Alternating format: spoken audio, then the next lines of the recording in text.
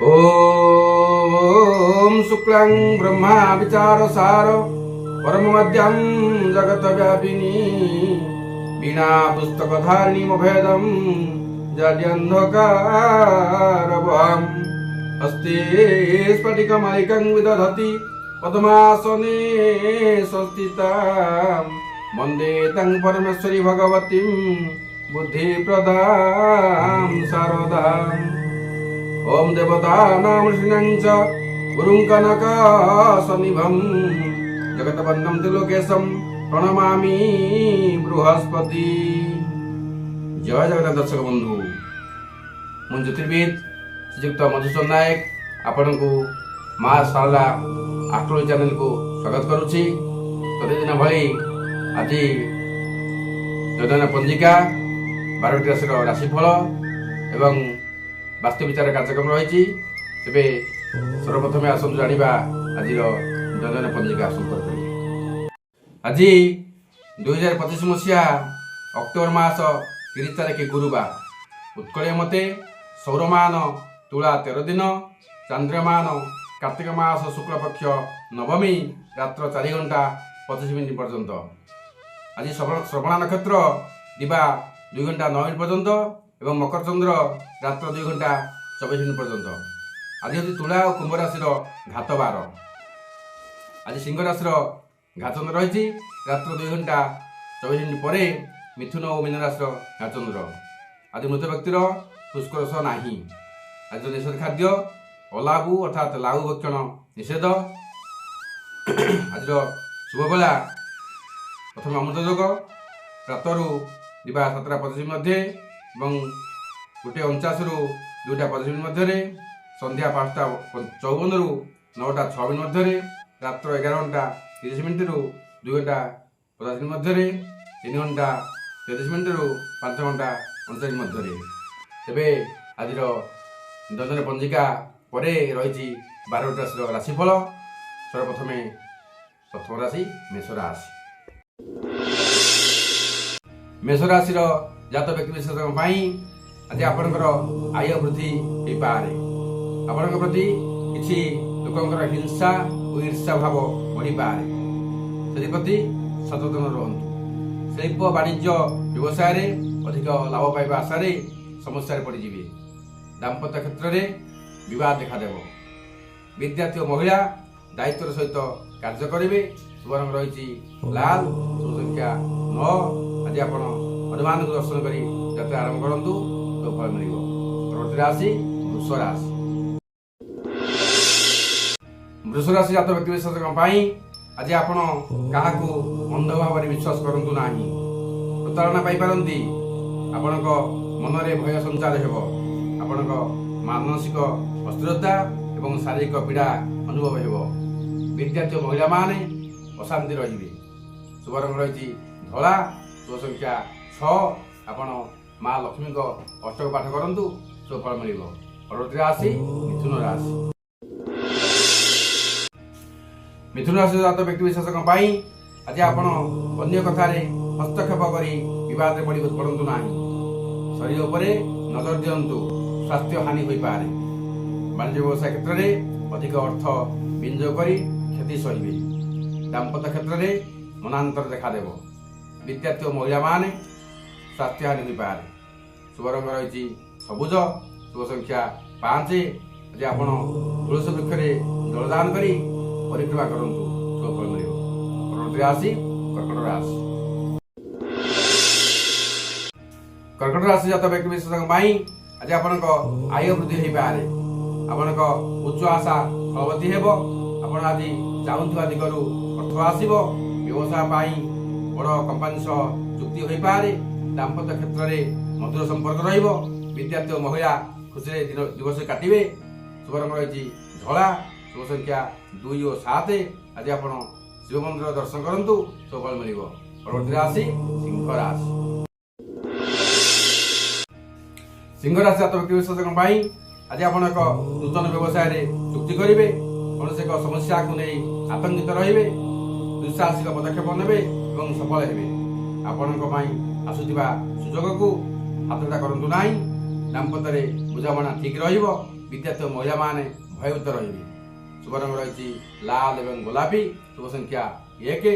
आपण सूर्य को एक तमापात्र जल रखी रक्त चंदन एवं लाल मंदार 7 पकुड़ा नहीं अर्घ्य प्रदान करंतु शुभ फल मिलिବ। परवर्ती राशि कन्या राशि। कन्या राशि जातक व्यक्ति विशेषक आज आपण को बंधु साहाय्य मिलिବ। सामाजिक अनुष्ठान में जोग दे सम्मानित हेबे। शिल्प वाणिज्य व्यवसाय रे आय मध्यम रहिବ। दाम्पत्य मनोमालिन्य देखा दे पारे। विद्यार्थी महिला अपमानित हेबे। शुभ रंग रही सबुज। शुभ संख्या 5। आज आपण विघ्न विनाशक गणनाथक गायत्री पाठ करंतु शुभ फल मिलिବ। परवर्ती राशि तुला राशि।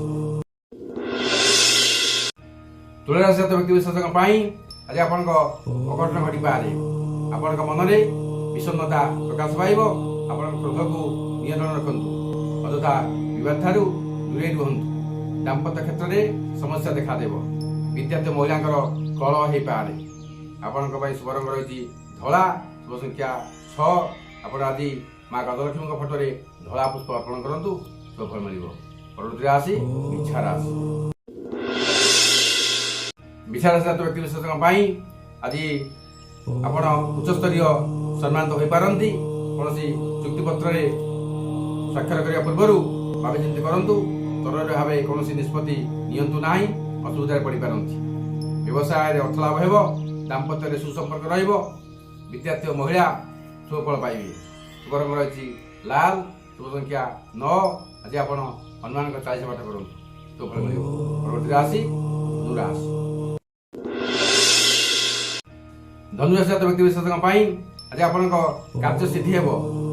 जगी रखी खर्च करंतु व्यय वृद्धि हो पारे। व्यवसाय क्षति मन उदास रहिब। दाम्पत्य निराशा प्रकाश पाइब। विद्यार्थी महिला मन व्याकुलित हेब। शुभ रंग रही हलदी। शुभ संख्या 3। आज आपण गायत्री मंत्र को 27 बार जप करंतु शुभ फल मिलिବ। परवर्ती राशि मकर राशि।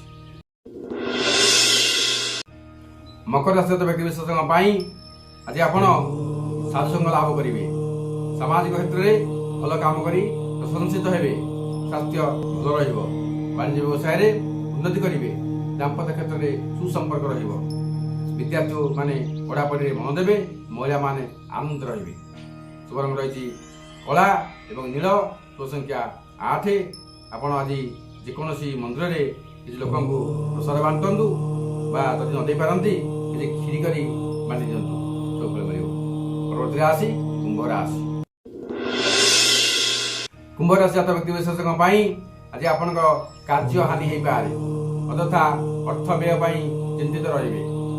कोर्ट कचेरी मामला रे पड़ंतु नाही। नारी माया रे पड़ी अଯଥା अर्थ व्यय करेंगे। दाम्पत्य क्षेत्र में भूल बुझाणा रहिब। विद्यार्थी महिला माने अଯଥା समय अतिबाहित करेंगे। शुभ रंग रही कला। शुभ संख्या 8। आज आपण दरिद्र लोक देखी किसी साहाय्य करंतु शुभ फल मिलिବ।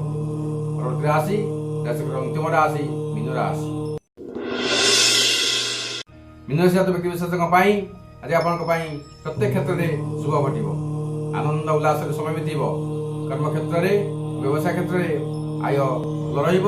दाम्पत्य मध्य संपर्क बढ़िब। विद्यार्थी महिला दिनटी को संपूर्ण भाव उपभोग करेंगे। शुभ रंग रही हलदी। शुभ संख्या 3 और 7। आज आपण महामंत्र को 27 जप करंतु शुभ फल मिलिବ। तेबे आज राशिफल पर आम रखीचु वास्तु विचार कार्यक्रम। तेबे आसतु देखिए आज वास्तु विचार कार्यक्रम रही।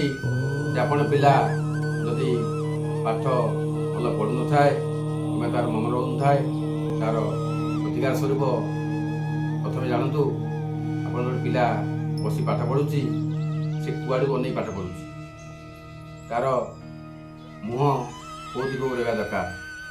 ये जानतु प्रथम पिलार मुह उत्तर कि पूर्व बनवा जाइवा दरकार। तार आगे गोटे कांथरे 2टी मयूर चंद्रिका को छंदिकी मारंतु एवं 2टी मंत्र सरस्वती बहुत पावरफुल मंत्र। प्रथमटी है ओम ऐं ह्रीं श्रीं भगवादिनी सरस्वती मम कंठे वसमानय स्वाहा। ଏହି ମନ୍ତ୍ରକୁ 3 ଥର ସକାଳ ସନ୍ଧ୍ୟାରେ ଜପ କରନ୍ତୁ। ଏବଂ ଅନ୍ୟଟି ହେଲା ନୀଳ ସରସ୍ୱତୀ ମନ୍ତ୍ର ଓମ୍ ହ୍ରିଂ ହ୍ରିଂ ଶ୍ରୀଂ ଓಂ ଫଟ୍ ସ୍ୱାହା ଇଦಂ ବିଦ୍ୟାଦାୟିନୀ ନୀଳ ସରସ୍ୱତୀ। ଏହି ମନ୍ତ୍ର ମଧ୍ୟ 3 ଥର ଜପ କରନ୍ତୁ। ଦେଖିବେ ଆପଣ ପିଲା ଆଉ ଆଗ ଭଳି ମାନ୍ଦା ରହିବନି, ପାଠପଢ଼ାରେ ବହୁତ ଡେଭଲପ୍ କରିବ। ଏବଂ ଦେଖିବେ ଗୋଟିଏ ବର୍ଷ ମଧ୍ୟରେ ଯିଏ ତାର ପୋଜିସନ୍ ଆଣୁନଥିଲା ଦେଖିବେ ପ୍ରଥମ ଫାର୍ଷ୍ଟ ସେକେଣ୍ଡ ଥାର୍ଡ଼ ମଧ୍ୟ ପଳେଇ ଆସିବ। ତେବେ ଆପଣ ଏହିପରି କାର୍ଯ୍ୟ କରନ୍ତୁ। ଯଦି ବି ଆପଣ ମନ୍ତ୍ର ଭଲକି ମନେ ରଖିପାରୁନାହାନ୍ତି ତେବେ ମୋତେ ଫୋନ୍ ଦ୍ୱାରା ମଧ୍ୟ ଯୋଗାଯୋଗ କରିପାରିବେ, କିମ୍ବା ମୁଁ ଚାହିଁଲେ ଆପଣଙ୍କ ଡେସ୍କ୍ରିପ୍ସନ୍ରେ ଲେଖିଦେବି, ଆପଣ ନେଇପାରିବେ। ତେବେ ଆଜିର ଅଧ୍ୟାୟରୁ ବିଦାୟ ହେବା ପୂର୍ବରୁ ଆପଣଙ୍କ ଛୋଟିଆ ଅନୁରୋଧ, ଆପଣ ମୋ ଚ୍ୟାନେଲକୁ ଲାଇକ୍, ସେୟାର, କମେଣ୍ଟ ଏବଂ ସବସ୍କ୍ରାଇବ୍ କରନ୍ତୁ। ପାଖରେ ଥିବା ବେଲ୍ ଆଇକନ୍କୁ ପ୍ରେସ୍ କଲେ ମୁଁ ଯେଉଁ ନୂଆ ଅପଲୋଡ଼ କରିବି ତାହା ଆପଣଙ୍କ ପାଖରେ ସର୍ବଦା ପହଞ୍ଚିବ। ତେବେ ଆପଣ ଯଦି କୌଣସି ଡାଉଟ୍ ଥାଏ ବା କିଛି ଜାଣିବାକୁ ଚାହାନ୍ତି, କିମ୍ବା ଜାତକ ବିଚାର ହେଉ କିମ୍ବା ଗୃହବନ୍ଧ ହେଉ କରିବାକୁ ଚାହାନ୍ତି, ମୋ ସହିତ ଯୋଗାଯୋଗ କରିପାରିବେ। ତେବେ ଆପଣଙ୍କୁ ବିଦାୟ ନେଇକି ରହୁଛି। ଜୟ ଜଗନ୍ନାଥ, ନମସ୍କାର।